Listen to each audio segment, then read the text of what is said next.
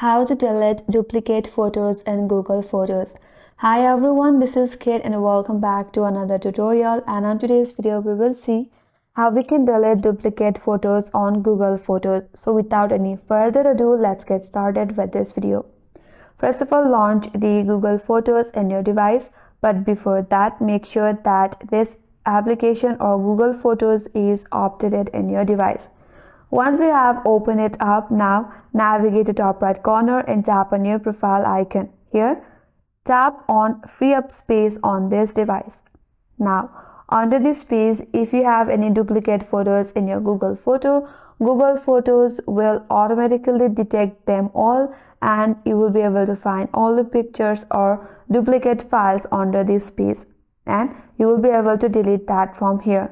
But if there is not any duplicate photos, you will not find it here, and all your duplicate photos will be deleted automatically by the Google Photos. So that's how you can delete duplicate photos in Google Photos. And that's all for this video. Hope this video was helpful. If you're new to our channel, consider subscribing. Thanks for watching and stay tuned for more videos.